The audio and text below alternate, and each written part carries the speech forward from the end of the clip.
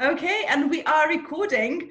Welcome everybody. Welcome back to Interintellect Humaning series. This is our 5th episode, and I am sitting here with Sonia Baschez, who's joining us from LA, and Neer Sharma, who's joining us from Mumbai. So we are in vastly different time zones and climates and continents, and this is a lot of fun. I'm Anna, and I'm in Brussels. I'm stuck here thanks to COVID, so we're covering the whole globe.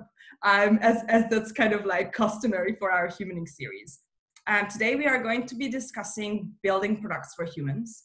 How does one go about that? How do you know that humans actually want your products? And how do you know that your products are built on the right values and are bringing, net positive things into the lives of the humans who use it?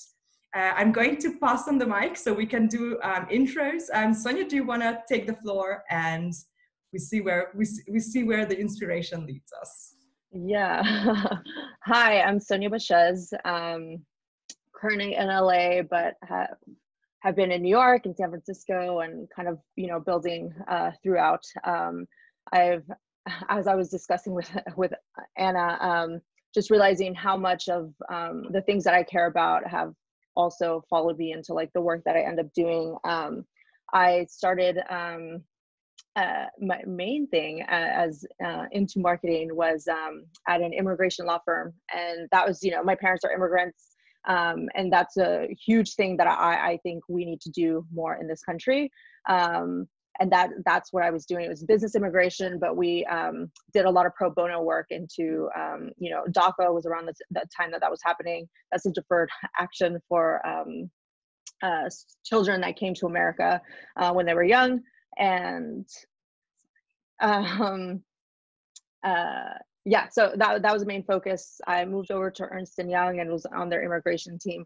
Realized that that wasn't the best thing that I want to be doing at the time. So I moved over to the Hillary Clinton campaign, which, going through the Democratic convention right now is just bringing a lot of memories of everything that happened 4 years ago. But realizing that the through line there was trying to make this country better in terms of, again, immigration, but, more diversity, equality, women's rights. As we've seen these past 4 years, this is kind of a bit of a backtrack there. So after the campaign, I ended up going into marketing consulting, where I started taking on issues that I really cared about.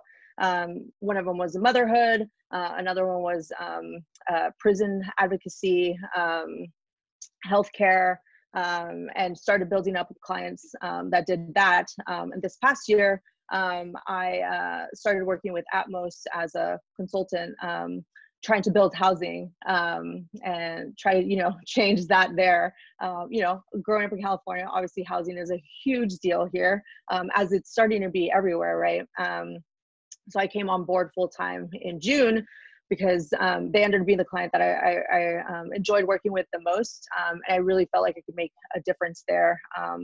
Where, the main thing there is we're trying to build, housing for everybody. We're starting in North Carolina because it's a bit easier to build there. But once that market kind of gets off, we'll start in hopefully Austin will be the next one. And then sounds like it's easier to build anywhere else but San Francisco. Yeah, exactly. And hopefully by the time, we round back to California, they'll be more on board with building. So yeah, that's pretty much me. I love this so much. First of all, my question whenever I, read about your journey and whenever we speak about the project that you're involved in, I'm like, is there any big problem in the world that you haven't covered yet? I mean, you're you're not the Gates Foundation yet, but it sounds like you're fingering the pulse of what the most pressing problems in your community are, what are the real unaddressed needs.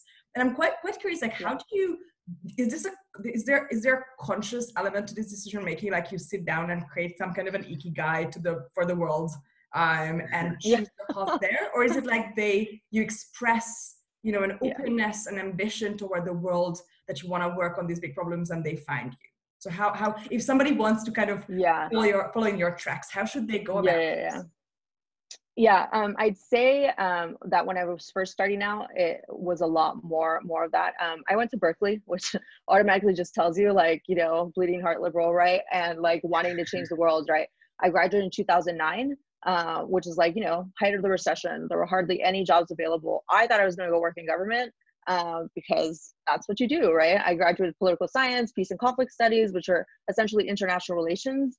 But you know, government wasn't hiring. And my first job out of college, which I kind of landed into it because I speak Spanish, was doing emergency food stamp applications for people in need in Oakland, in East Oakland. And that was like one of the hardest experiences I've ever had to, you know, deal with. Just genuine like need for help, right? Like, and realizing that like working at that small scale in local government doesn't really like, you're just a cog in the wheel, right? Like the rules are being told to you from on high. And I didn't like that because it's like I didn't have any way of like, you know, helping people in another way. So that's kind of when I started becoming a little bit more active about how I was choosing the things I was working with. Plus, I then went to work at I worked at Kodak Gallery, and that's where I fell into marketing. Yeah, seeing that it rise now, like after going through bankruptcy, is kind of weird, but you know, whatever. And then I went to go work for an architecture firm, and that's when I'm like, you know, like I don't want to be at a company that doesn't actually care about like, you know, doing things. So that's when I moved to the immigration law firm, and from that moment on, I was a bit more conscious about like making the decision to like help people and like be involved in that. And now that I've gotten like far enough up in my career, I can kind of make the choice of like the things that I care about a little bit more. So yeah, I mean, I think the advice is like, you know, think about the things that you care about. And when you have the opportunity, I came to those crossroads, right? Like you get the option to work on something that you care about and to work on something that like you kind of like, but they'll pay you more money. Take the thing you care about, because like, it'll always be both beneficial like for your career, but then also for you personally.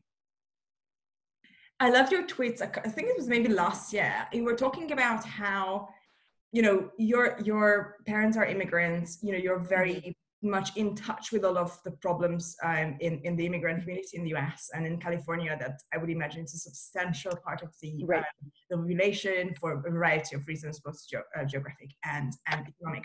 And I'm wondering, would you elaborate a little bit on this idea that sometimes immigrants or kids of immigrants don't know what jobs there are? Like you will think like, oh, I should work in the government. And I love how you say like government wasn't hiring. Yeah, you know, work in a startup now because government wasn't hiring. Like bad for them. But like for a lot of people, especially if you're a little bit of an outsider in a community, you just don't know what jobs there are. Totally. You don't know what you go on LinkedIn and you're like, what does this do? What does it even mean? How should a person who comes a little bit from the outside go about orienteering between these sectors that they might not even know about, let alone the actual job titles? I think, you know, we always like run into those stereotypes, right? Like it's like the children of immigrants are like, you're going to be a teacher, a doctor, a lawyer, right? Like that's it. Those are the only jobs they know. And it, you know, that pretty much rang true. You open the Richard Scarry book, what do people do all day? And like, you're like, dentist. Yeah, exactly. The same for Hungarian parents, by the way, you don't even have to be an immigrant. Yeah, no, exactly. But those are like the high profile jobs that like most parents know, right? And I, you know, pretty much fell into those buckets where it's like I went through a thing, oh, I'll be a teacher, and then no, I'll be a lawyer, and then, you know, the doctor thing never quite, you know, hit, though I wish, but it just wasn't for me. But yeah, even like, you know, growing up, it's like, you don't really, I don't know. I never had those conversations with my parents as much. That's like one of the things, my parents were, you know, cross the border, basically. They weren't like legal immigrants. They eventually got that and then became citizens and all that. But that wasn't a thing that they were like actively champion for us. The main thing that they did is like, you have to go to school, you have to go to school, you have to go to school. So for me, it was always like, okay, you're going to go to college and then that's where you'll figure it out magically. And so like when I got there, I was like, okay, I like political science. That makes sense to me. So I did that. Yeah, that's the thing that, you know, when you're in college, they don't really talk about that either. So it's like, you're kind of bouncing around and like internships and stuff. I like worked at a like domestic abuse, like domestic violence law firm. That was like quite hard. So that's like, okay, don't want to be a lawyer there either. So it's like, I tried everything out. But yeah, I like fell into marketing at Kodak Gallery. Like when I was there, I was the receptionist, the office manager. And I was allowed to like go to the different departments and kind of like try them. And then marketing is where I'm like, hey, like I get this. There's like the, you know, international aspect of it, depending on like who they're selling to, and we're international at the time. And it allows you the ability to kind of like have, think about like what humans want, like how are you going to sell your product, your message to people? And that just like clicked for me. And I think it was because of, you know, having that diverse background of like, you know, having my parents, having the school, and having to like code switch between everything. And like, how do you figure out the message to say to each of the groups that you're talking to? And the importance of work placement, because not everybody has the luxury of growing up in a family where you see mom and dad work and their world, and you know, not every living room has guests from a variety of super cool jobs or companies. For some people, this is a completely other dimension, and a great way into it is just like invite people for a work experience or an internship and let them try it out. How else would you know? Yeah, so that's basically it. My mom was a stay-at-home mom, and my dad's a landscaper, like gardener. So he's, you know, a small business owner, like technically. But yeah, I mean, I knew that like, you know, those weren't the jobs that I wanted. But then I had like no concept of like, you know, what other things there are. You know, growing up in LA, it's like, it's very skewed, right? You have the low income and you have the very high income. And I was in enough schools where like there were like, you know, upper income, you know, like classes and like students. So it's like you kind of see from learning from them. But it's also LA, so there's a lot more like artistic jobs. And I also knew that that wasn't for me. So, you know, it was a lot of bouncing around. And it wasn't until like college. And I really think like genuinely like that I was able to like do those like internships at Kodak that I like learned more about like what's out there. You know, like marketing literally never knew was a job. Thank you so much. And this is, I just love this so much. And I think a lot of people will gain, you know, some confirmation of their instincts and hunches here as you And I also love like, you're like, I don't want to be a stay-at-home mom, so I'm going to choose political science. I mean, that's like such a beautiful kind of leap. Because I've always loved politics, so I thought that was like kind of the closest. So it made sense at the time, and it totally ended up working out. So it was great.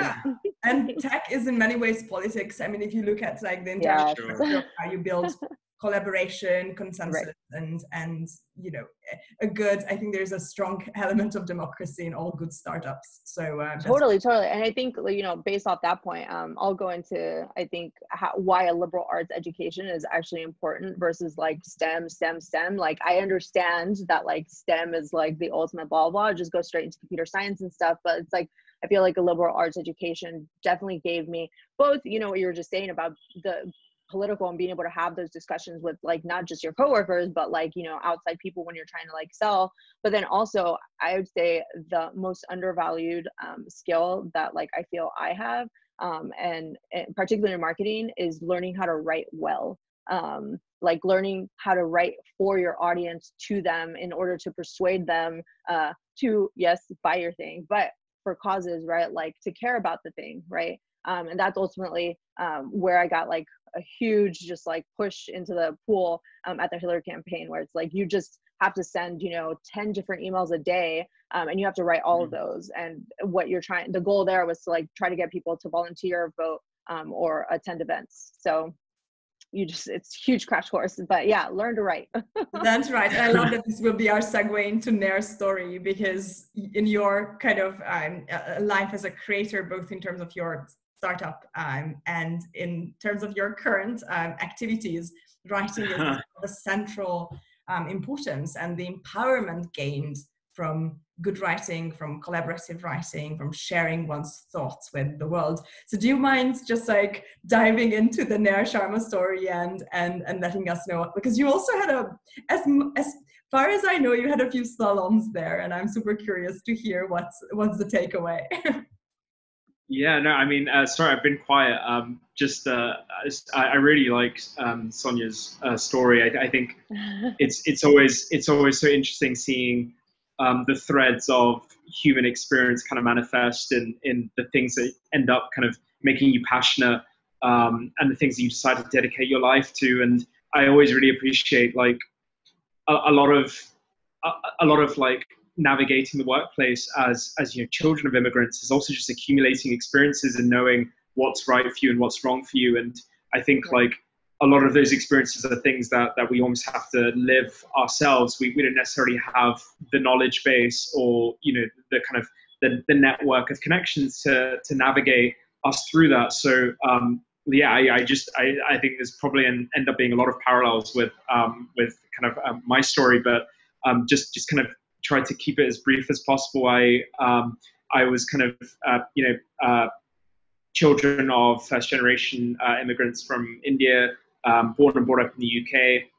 I lived in a deindustrialized town that in the 60s had been this kind of booming shipbuilding dockside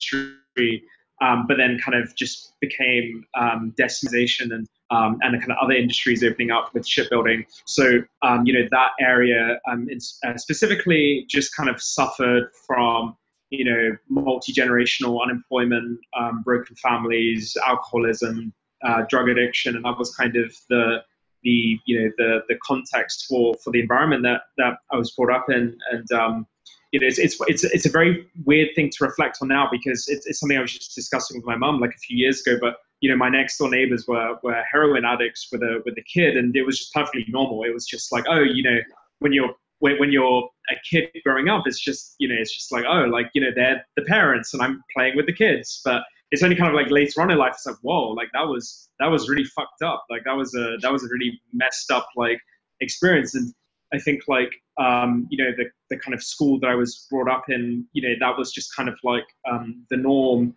And I always found myself extremely privileged in the sense that I had a family that was together, probably similar to you in the sense that I had a family that really valued education and like a work ethic. I remember like from a very early age, my dad telling me like, that there's nothing in this world that is like rightfully yours, and you're going to have to like, just fight, twice as hard, thrice as hard as other people to get the things that you want. So, that was kind of like the context in which I was kind of being brought up in. And, I ended up, kind of doing well academically, moved to a good kind of secondary school, like the equivalent of a high school. And, just I think one of the kind of themes of my life is just as you kind of progress, just encountering increasing levels of privilege. And I think that's been a really interesting dynamic where, you're kind of, the kind of landscape of opportunities and what life can be like just expands so widely, but equally kind of still feel like an outsider in all of those contexts. So I ended up studying economics at university. This was kind of post global financial crisis. I'd always had this idea of going into public policy or politics. I was really interested in. Same. I had this this kind of this idealistic view of what is the way that what's the magic wand that I could have waved to make the environment in which I grew up better. And back then I thought it was big government and just public policy, and that was the kind of direction that I was looking to move towards. But I got into university, studied economics, ended up kind of in investment banking, just doing an internship, and got a job offer at the end of it. And it was like, wow, like I'm literally like no one in my family has ever made this amount of money before. And in my second year of university, my dad actually passed away from cancer. So it was the kind of context for my life suddenly flipped where, I just felt like I had to gain financial dependence. Like I couldn't be a burden on my family, and I just had to get myself financially in a position where, it could afford me just other things in life. So I kind of like went into that, did that for 2 years, a lot of whatever, like it was fine. Learned a lot, worked with some great people. Again, like this whole new bubble of like privilege and just feeling like an outsider, not really knowing like where I belong. Like, should I feel belonging? Should I not feel belonging? And then from there, I took a complete left turn and set up an app with 2 of my college friends called Haiku Jam, which is basically a social writing game where strangers write poems together. And I think like one of the threads I haven't really discussed so far in my life is, as I was kind of pursuing a lot of things academically, like in my teenage years, I was rapping anonymously on MySpace, and I was like recording music and working with like artists from around the world in my bedroom. And I think like as I went through just the academic environment and the work environment, it was like, wow, creativity really like rooted me and brought me a lot of, it gave me a channel to like express myself, that provided us a lot of balance in my kind of life. And we thought, at that time, this was 2015, we were talking a lot about how, social media is making us feel more lonely. It's very performative. We've confused easy contact with sense of connection. For me, one of the kind of its capacity to connect people who wouldn't otherwise meet. And I think this is one thing that I talk a lot about with Anna in terms of interintellect, is I feel like that capacity to transcend the environment in which you've lived in which you've been born in. Like that to me is the magic of the internet. Like it's not when a bunch of people like, kind of tech bros in Silicon Valley can now send like new types of messages to each other. It's the fact that like, I can be, I can be in Mumbai and now suddenly like my worldview is expanded and I'm being afforded opportunities that I never could have otherwise imagined, whether that's it's like personally, the internet financially. means something completely different for people who are in the right geographical places and in not the right. Like it's a completely different phenomenon. Yeah, and I think that in terms of professionally, and I also think that in spiritually, I think we there's a lot of like, there's just so much riding in terms of the environments in which we're brought up in, the families we live in. It's just this lottery which we're kind of provided, and the world is so much more than that. And I for me, I think the biggest kind of like the biggest gain for society would be when those kind of like factors aren't really deciding our life outcomes, and our mental health outcomes and our professional outcomes, and whether if you're a trans kid in a very conservative society that's not being accepted and finding a sense of belonging in an internet community, or you're a kid in Nigeria, Lagos, who maybe wasn't afforded the same sort of employment opportunities that someone in Silicon Valley is. Like that to me is like the magic of the internet, and that's like and so for me with Haiku Jam, we created a space where we just wanted to create this serendipity engine where people could express themselves, write, and through that sense of expression find belonging and connection with strangers. And we kind of grew that to there's like more than 1 million people using it, mostly in India and Philippines and kind of Southeast Asian countries. And that for me was just this wild ass journey that took me from the UK to India, but yeah, I mean, it was the most amazing thing. Like it changed my definition of work.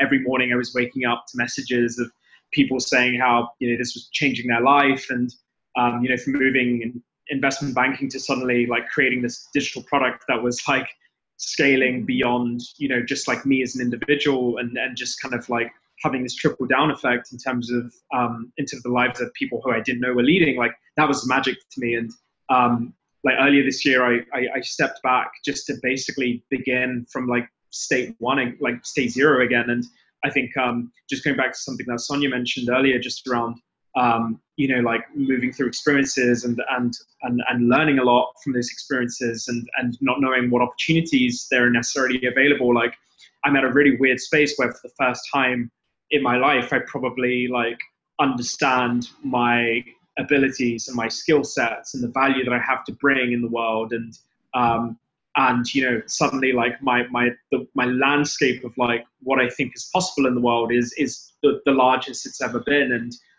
now just kind of figuring out how that actually manifests in a kind of like defined way. But yeah, that's basically my story in a not so short way. And you're becoming a very important person in the blogosphere, investigating the future of consumer technology. I mean, your ideas on Twitter are being picked up by people in the New York Times, and I think there's some collaboration with Mr. Baschez as well. Yeah, on this wonderful Substack newsletter publication. And I'm really, it's always, if our viewers aren't yet following Neer, the link is going to be in the description for your Twitter. And I think it's, for people interested in consumer, it's a very interesting resource of, getting to know both your thinking, but also like wider scale changes and trends in consumer. I'm wondering, and this is something that I'm quite, as you were talking, I felt that some of my own assumptions about building careers based on values have been challenged in a very positive way. And I'm wondering what you guys think about defining the values on which we will be building a career. So say if I'm a young person just starting out, I'm after college or before or without or beside, is this something where you think we need more introspection and resources? So people should actually like sit down and do a soul search or some kind of desktop research to figure out what are the main points in their value system, in their belief system, in the state of the world that will define what jobs and opportunities they will be seeking? Or is this something where you just have to like get a hunch and learn in practice because you don't really know? How is this for you, and what is your current opinion about it? And is it likely to keep changing? I think it's different for everybody, right? Like it depends on how you learn. I'm jump into the deep end and then figure it out. And like, even if I end up in a job, which I have, right, like that I didn't like as much as I thought I would, I think what I ended up doing was learning as much as I could, and then like moving on from there. Like after the Hillary Clinton campaign, I got like what I called my rebound job. I was working for like an ebook publisher, running like their email marketing. And I was just like, this is fine. I love reading. So that was as close as I got to like caring about the values. But I wasn't quite ready to like devote so much of like myself as I had, during the campaign. But I kept doing my marketing consulting throughout that. So that's where like my, main attention went, was doing the motherhood stuff, the healthcare stuff, the, prison advocacy, that kind of, was where I was putting that energy. But, I was still learning while I was at the other job. Like, what do you do with like the audiences, like segmenting, like, all the things that I could learn while I was there. And then when I got to the point that I'm like, okay, I'm ready to like do this, to get back into something that I genuinely like, then it's like, okay, what do you care about? And then doing, what you were saying, Anna, about, that introspection of like thinking about the things, and then, making the leap. So I think it's a little bit of both, for me. I think we're similar, because I was also like, just like, yeah, maybe this is like a personality thing. Like I was very hands-on, like Girl Scout, athlete, internship, job. Yeah. I'm kind of like in the same pool of jobs, but I didn't really know what I wanted. So I was doing a lot of like just deep dive. And then there was a moment when I felt like now I have like enough data, in a sense, like both positive and negative experiences. And that's when I did the big introspection. Got it.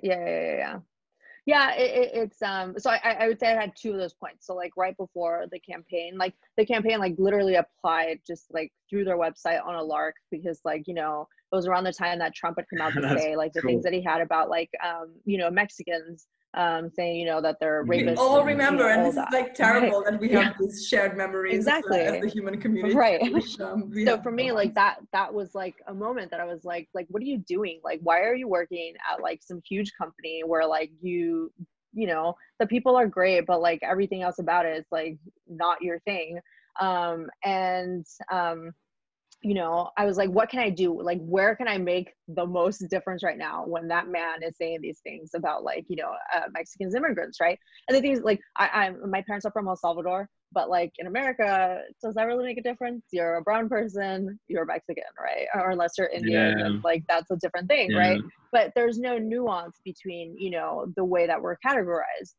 So in that moment, that like boiling rage just like made me apply for this job. I, you know, got the interview. I was actually doing it like right outside of like Universal Studios. I was going to Harry Potter World.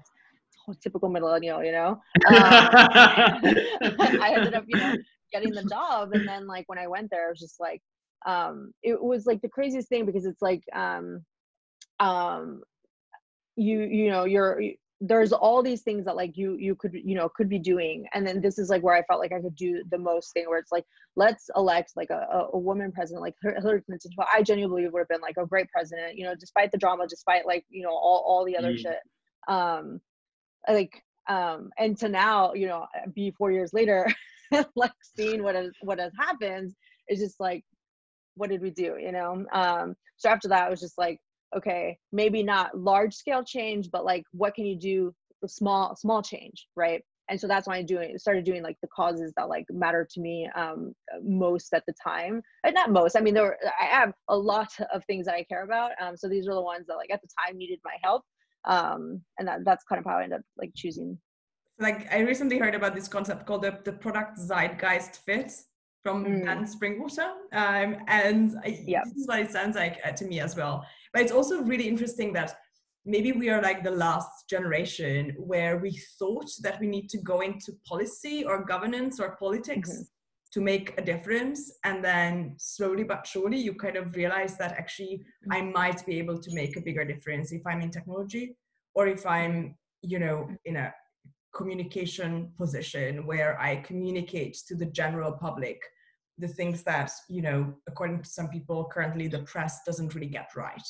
And you need proactive individuals to translate the complexities of that world in an understandable way. Thank you so much. I would say yes, but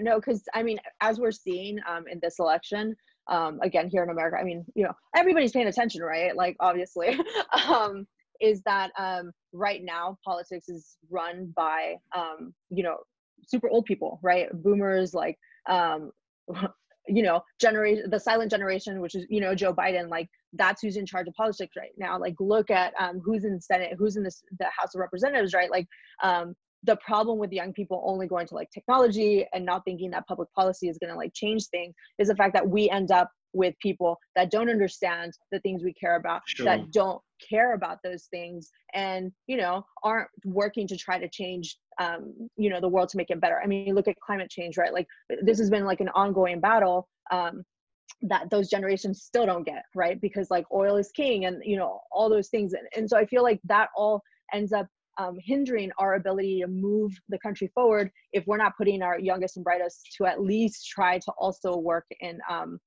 public policy and, you know, politics. And as much as it, you know, nobody wants to be a politician, like we still need those people to like to move things forward.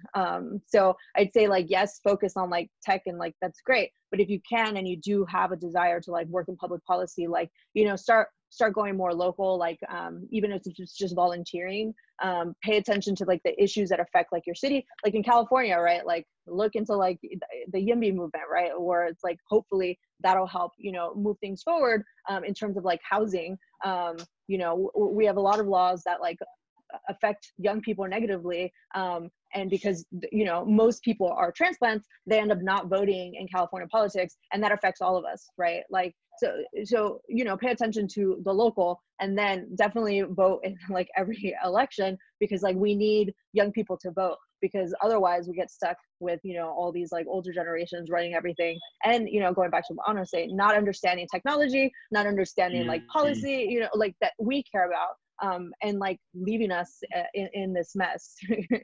And you vote when Yeah, you just feel represented, right? So if you see your great-grandfather running for office for the 15th time, you might not feel that, oh, this is for me. And also maybe our generation and people younger than us, you know, it's a kind of a basic expectation that you want to have people running the world who can attach a file to an email. So Totally. I definitely am waiting for some kind of a synthesis, because obviously old-timey partisan politics makes no sense anymore. Like we're kind of like past certain totally. and Or not even like attaching, concentration. you know, PDFs. Like, I mean, you know, that's hard. But I mean, we just saw the, you know, 4 major tech companies like talking to Senate, and like, were they even asked questions that like made sense about like the things we're actually facing? Like they were given softballs because like senators don't understand any of the problems, any of the issues. They're asking about like your Google search results. Like, really? That's the main thing you want to ask about? Like, come on. And because we don't have young people that genuinely understand these like things, like they're not getting asked hard-hitting questions that like could possibly make, you know, the country better. Because, you know, tech is great, but like there are things that tech should be doing to also give back to like the communities they're taking from. So I think it's a growing circle, and like we all need to like kind of care about those things because they do end up affecting us. Absolutely. Just what's your take on defining our values? I love this so much. I will vote for you, Sonia, if I get the chance. I promise.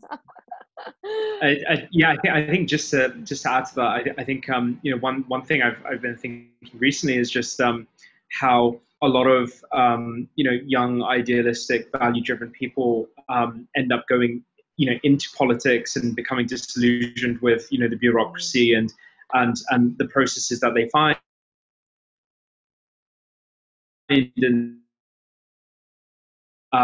And equally, like a lot of like, you know, kind of find themselves in the pool of, you know, Silicon Valley and the big tech companies. And it feels like there needs to be this kind of, this, you know, we have a lot more value-driven, idealistic people who want to influence change in the world, kind of going into these technology companies or creating technology companies, for that matter, that are vehicles for the values and the world that they want to see.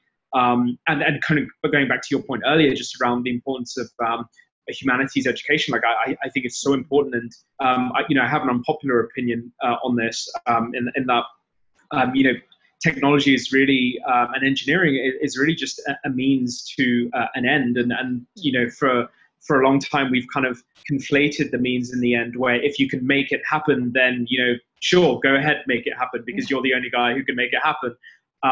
But I think, you know, as that becomes more commoditized or just more of a, you know, just more of a thing that's, you know, anyone's able to do, I think just where the question of like, why are you building what you're building becomes ever more important. And I think having, you know, whether it's a liberal arts education or even just real lived experience of, you know, of just, you know, what normal people and, you know, quote unquote normal people are going through. And I think, like, you know, the whole question of, you know, diversity, and whether that's, you know, just pick whatever metric of diversity you want to run with, why it's so important for technology companies is, it's not really just about kind of fulfilling quotas. It's really about, you know, like, why are we building the things we're building? What are the values that we want to be building for? Like, what vehicle of change is this company standing up for? So, you know, I just think that there does need to be a kind of swap. And I think I'm quite optimistic that it will happen. I think, like, you know, the downside of someone like, you know, obviously Trump has had a lot of downsides, but I think, like, if there was one kind of glimmer of hope, it's that, you know, it is more than possible for someone outside of the political circle to kind of, you know, basically disrupt that whole political process. And I think, like, you know, for people who are like Gen Z influencers and stuff, like, if you're someone who cares about something, why not convert that that energy to political change and actually, like, run for office? Like, you know, we need to be actually, like we don't talk about it enough. Like, why can we not, as like 20-year-olds run for office. Like, why not? Like, we shouldn't be like holding ourselves back. We shouldn't be like telling ourselves, oh, that maybe that's something I'll do when I'm 40 years old or 50 years old or 60 years old. And by that time, you've probably you've acquired so much wealth and so much context that you're so detached from, like the day-to-day pain that people are actually like feeling. And I think, that's why you see like AOC just like strike such a chord with people, is that she's young, but she's like so like she really is a vehicle for the community that she represents. And when she speaks, you get a sense of that. So like I think there will be this like well, I'm hoping there will be this kind of like swap, and politics isn't seen as this like messy, like smelly kind of like thing that, hey, we don't touch our hands on that because that's messy. Like, we prefer the cleaner, more logical, structured world of technology, because I think we're just like missing out in terms of like, as a society, we're missing out from like value-driven technology, and we're missing out from like really talented executional, operational, marketing people working for political campaigns that they really believe in. And just going back to the point around like how do you find those values, and how do you make those decisions in life in terms of what you want to be working on? I think like it's obviously very difficult to kind of give a general answer, but I think the thing that that I kind of have come back to is one thing is like also just like playing and having experiences. And I think it's so important to find out the things that don't work for you. Like when I was in investment banking, when I came into it, I thought that money was, money and financial security was a really big motivator for me. And then very quickly I found out that it wasn't. And I think like now I've had a taste of what it means to do something which is significant to some random person around the world. That feeling is addictive. Like, I just can't walk away from that. It really is like, it completely changed the way that I view like what, my purpose here is. So we lost you for a second. Kind of, do you mind capable human, do things or make things. Nair, sorry, do you mind the last sentence? We had a bit of a delay. Oh, sorry. I let me see if I can remember what I said. We don't know. I think I think what I was saying was I think once you've tasted like what value-driven work looks like, it's very difficult to walk away from that. And I think you begin to really question, what is like. You're here for however many years that you're here for, you're a productive human being, whatever that means in an economic sense. Like, how do you want to deploy that productive capacity? And I think that's a really important question that you begin to get answers from just by playing, experimenting, doing the wrong things. And, that kind of like takes you closer to the right things, hopefully. It sounds like we're kind of angling toward this question of how does one decide to work in tech?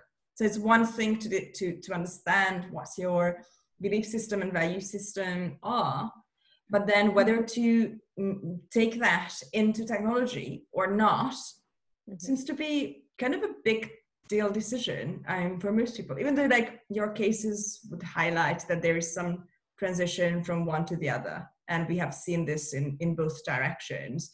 Do you guys have maybe as a kind of informal set of rules, tips on how to decide whether somebody should work in tech? Of course, the hype is very big, and also the anti-hype is very big. So I hope that the decision making for young people doesn't just rest on the hype and anti-hype, and what pieces of news or boastful medium posts reach somebody. Yeah. I mean, it's funny because it's like, it seems as if every industry has kind of gone through that once they get to a certain point. And I think tech kind of got to that, right? And now it's like you're starting to see the backlash and the backlash to the backlash. And, to some extent, it's just like, there's still elements missing from both sides of the conversation. And I think what was important for me as someone who, you know, kind of grew up outside of it, like didn't really know that it was a thing. Like when I was at Berkeley, like it wasn't quite as big as it is now. Now it's like there are startup clubs and like, you know, startup accelerators and all that you do through the system that weren't available to me as readily as they are now.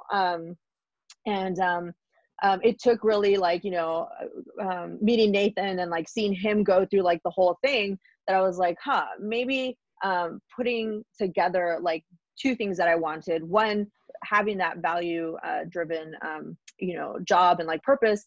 And then having the chance to experiment at like the forefront of like what is possible. I think that's one of the things about tech that they have this ability and they have the privilege to do this, where it's like, you're particularly if you know you can raise, you know, a good amount of money, you can kind of take those leaps and like test out and experiment new ideas, whether it's being focused on the right ideas. I mean, that's like a completely different question, right? But I mean, you also have like the ability to, you know, you take the things that you care about and run with them, right? I think it takes there's certain levels, right? Like, are we talking about tech, like startup tech, or are we talking about tech, like tech companies, like the larger tech companies, right?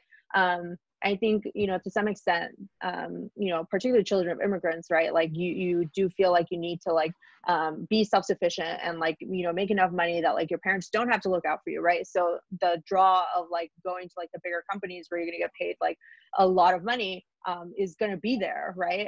And if you need to take a couple years to do that, like go, you know, earn the money, but then learn as much as possible while you're there. And then once you get to a point that you're able to, you know, do what you can with that money, like, then I'd say like move into like the startup where like you can kind of like, have a little bit more freedom and like do a little bit more. And that's ultimately what I ended up enjoying more about startups, is like that freedom to test and experiment. But I feel like not everybody likes that, not everybody wants that. So it's like you that's another moment of self-reflection. Are you that type of person, right? I think just one thing to add to that as well is I think one of the common things across just through, you know, the kind of immigrant communities and then the ethnic minority communities is also how important you know, like status is and external validation is to our kind of sense of like self-worth. And I think like that's why a lot of people end up being stuck in those kinds of places and don't necessarily take like the leaps from you know, having that kind of like, you know, that job and then just like, you know, going into an environment where there is no like external validation as such, or you're going to have to like, you know, you're going to have to generate that for yourself. And I think it's a really interesting thing I've seen play out, and I've also experienced it a lot, like you know, just kind of like taking that leap from, you know, being someone who my family and family friends thought was, you know, doing very well for themselves to suddenly being like, well, what the hell is he doing with his life? And I think it's I think like, you know, it's a big part of that is also just like creating those communities where you know, we do kind of like have each other's backs, and you know, people are kind of like providing that support. And I think that's happening. Like, you know, I think Twitter, I mean, it gets a lot of like shit, but you know, it does do a wonderful job at like you know, creating those kind of like sub communities where you know, people value you for the things that you want to be valued for, and which maybe you wouldn't find in, you know, the environment you're brought up in, or the friends. That's so true. You know, it's kind of like, you know, this is my idée fixe and Visa's idée fixe. Like all the things that used to end dates in my earlier life now gets me more followers on Twitter. The things that were like the last thing you said on a blind date, like, oh, I really like this whatever obscure book or poetry or weird inventor that nobody has heard about, and then on a date it's like, yeah, where does this go? And but on Twitter it's like 100 new followers. So it's like, yeah, there's definitely this I mean, in the Interintellect it's like that and then more, right? So like, it's really interesting. Yeah, for sure.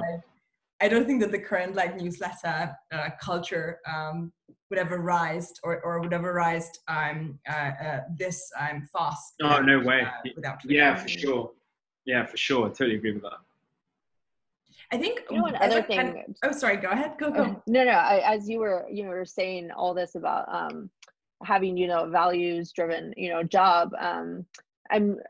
This has been an interesting week, right? Or last week, I guess, to kind of challenge that notion, right? Of like whether yes, so many people go into like jobs thinking that like the company that they're working for is going to be have those values and like do as much as they want, right? But like what are you supposed to do in the face of say like what happened with like Pinterest last week, all the drama we hear about like Away and like the Wing and all these companies that like had held this mission and that you were kind of on board for, or like Airbnb, right? Like when they've very genuinely talked about how we're all family and blah blah blah, right? And then that all comes to a T when they have to like let go of people, right? Like when the pandemic hit, right? And so like I think there has to be like a thing that we think about when between personal like values and then like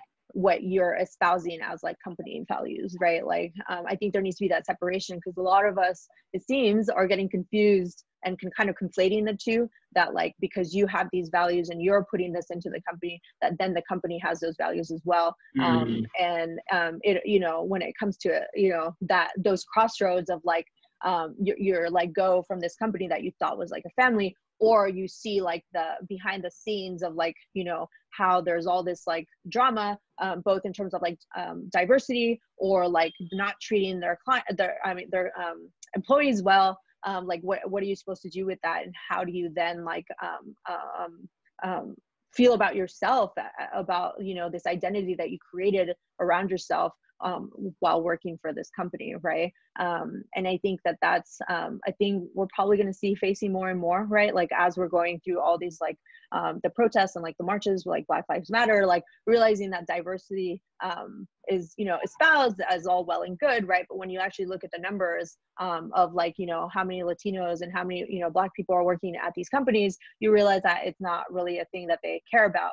And like I think we're going to come to another point where it's like in March, when the Black Lives Matter movement was first coming to a peak, all these companies made promises of like diversity and like focusing on it, right? And then now it's been what, 3 months later, 4 months later, like where are we now, right? And I think that like the companies could be saying these things, but like we as like both employees and like consumers of the product need to be like challenging them to make sure that they're actually keeping up with these promises, right? And I think that's the thing that a lot of us in tech also have difficulty with, right? Because it seems as if you do say something negative about these companies, like you're adding fuel to the fire for the people that like are already speaking poorly about us. But like we have to take it upon ourselves to like do this, to like acknowledge that like we still have a lot of work to do. And like I feel that's been something that I've been dealing with a lot more because I'm a huge minority in like tech. It's like a Latino female, right? Like it's just there's so few numbers. And after 2016 and the election, was just realizing like you need to do more for like your community, like just the idea that, oh yeah, we're all like equal and fair and like blah blah blah, right? It's like, no, there's a reason why the numbers are so low. There's a reason why like it's not easy for people to like make the transition in. I'll be honest in saying that like a lot of the help that I've gotten, particularly with moving into tech, has been because my white privileged husband has been like there to like help me into it and make those introductions and to help kind of bypass the system, right? Like, and not everybody gets that. So like when you can and you have reached a point in your career that you can open the door for everybody behind you, like do that and like fight for the people that like you need to to like welcome them into like the community, into the tech community, which is still pretty closed off. particularly if you're not in San Francisco or like living in Silicon Valley, right? Like it's hard to be like an outsider and like make it in. And I've had the privilege of both having Nathan and then being in San Francisco and having the Berkeley community, and I've had all these connections that I've been able to rely on. But now it's like, okay, what can I do to make, you know, the opening easier for like the younger people, right? Kind of make sure. I think this is so beautiful, and this is a prime example of what happens with lived experience when you've been through something, and how differently you will be doing things when you get the chance to make it a little bit better for others. We actually were doing an Interintellect salon about gatekeepers and entering scenes on the 14th of September.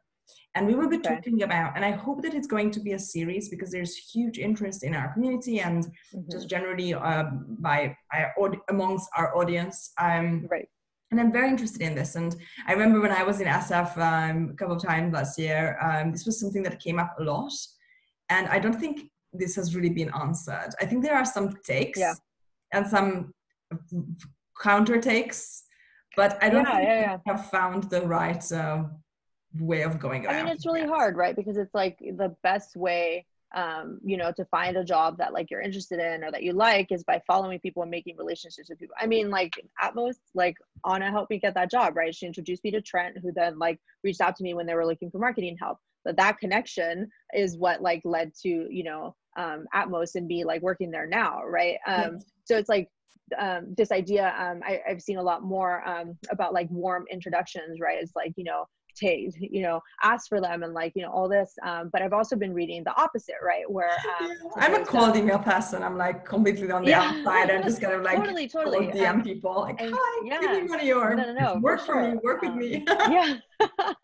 But it's like you're that type of person, right? This is why you're creating this community, is because you're a connector and like but also I've been through a lot of shit myself, and I know how open the pipeline has to be for the right people to self-select into something and be able to express their ambition and their skill and their perseverance and growth in a way that doesn't put up completely atavistic hurdles in front of them before they even get to it. That doesn't make sense. And it's just a waste of time. Like, I spent, I think, at least 10 years in my life just like dealing with hurdles that made absolutely no sense and did not optimize for filtering out the people who have to be filtered out. The only thing it did is that it filtered out people who could not afford fighting those hurdles for 10 years. So I think we should definitely continue talking about that another time. It could definitely merit its own hour.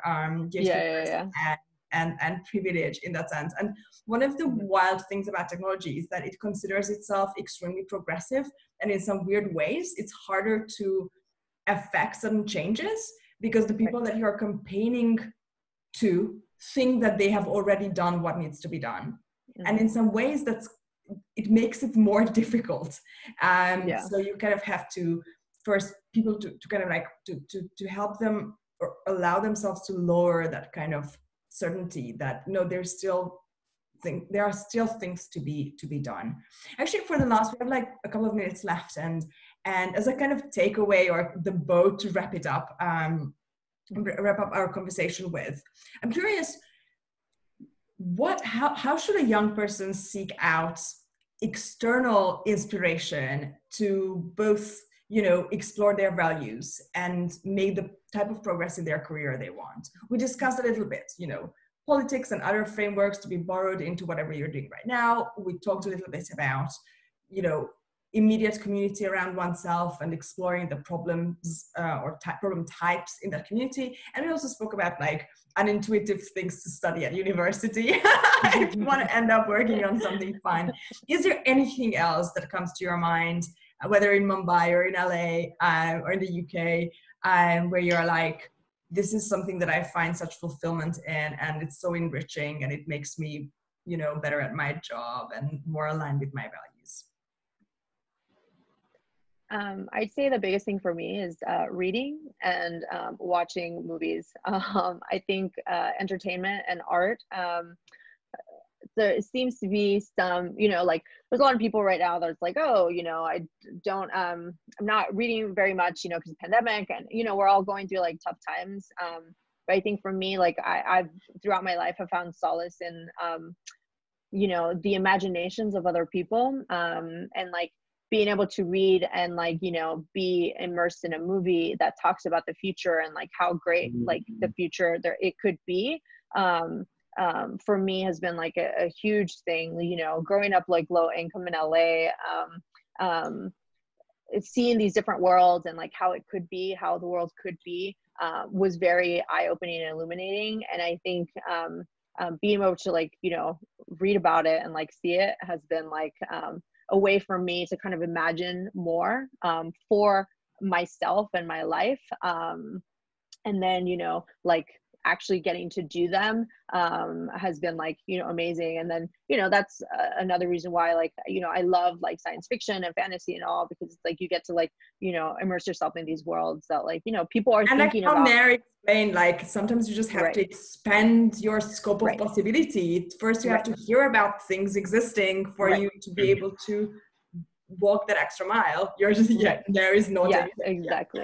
Yeah. So, you know, having like, there's so many people thinking about so many different problems, and like to give them, you know, a few hours of your time to like read or like watch them is like, I think one of the best ways to improve yourself and your life.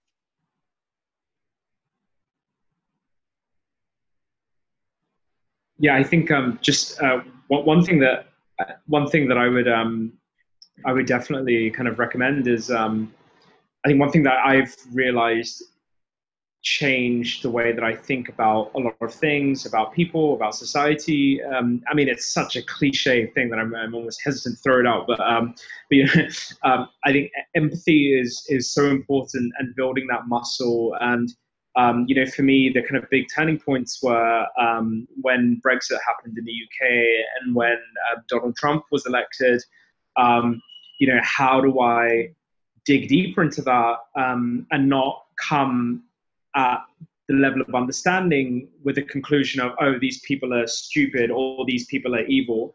And I feel like, you know, and that was a really interesting exercise for me, because obviously, like, you know, I'm someone who's liberal, you know, globalization, like, you know, for the world, blah, blah, blah, blah, blah. And I mean, your whole you know, career now is built off that. Yeah. You know. Yeah, and you know, my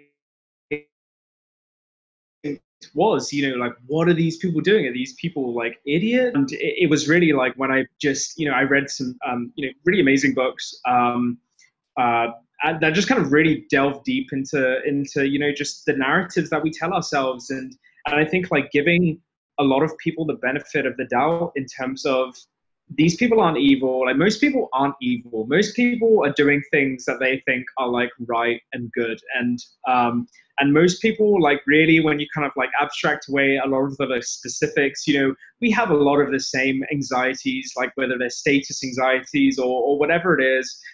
You know, we have the same concerns about ourselves and our family, and, you know, aspirations to be independent and, you know, seen to be successful, whatever it is. Like, you know, we across all strata of society, we have these like commonalities. And I think just like beginning to understand why people can arrive at different conclusions than you is a really important exercise. And I don't think that's necessarily to like justify or excuse those differences, but just kind of, I think, coming to understand it, because, you know, this is an example of a macro level, like, application of that. But I think it happens on a day-to-day. I think, you know, the people that we interact with, our friends that maybe, you know, we get pissed off because they did one thing, and suddenly, you know, we just don't feel like they're our friends anymore. You know, whatever it is, like our parents, you know, we don't give them a break when we're like teenagers, and, you know, we expect so much of them.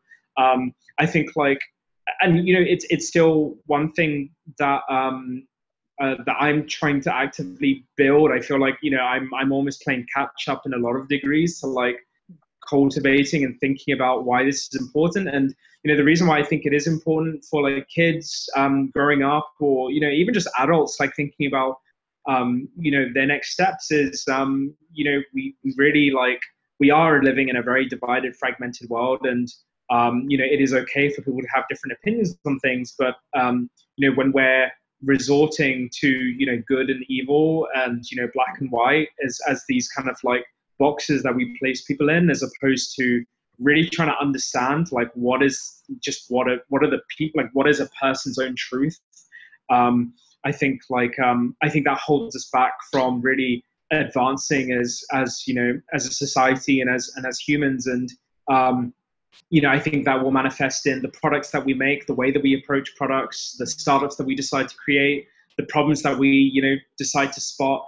I think one of the big problems, if you're someone who doesn't have lived experience outside of your kind of bubble of privilege, I think one of the most important things is to really just get out of that bubble of privilege, just interact with people outside of that space, begin to understand people outside of that space. Don't judge them, just understand them, speak to them, volunteer, whatever it is, really just expanding. I think we all need this kind of holistic view of the world. And obviously when you're growing up, the world is whatever you basically live, and maybe there's a little bit of the world which you're exposed to via the media or via the network which you've accumulated for yourself. But I think just to expand that lived experience is going to be really important for everything that we decide to build. And I think that's basically just the one thing I would say around that.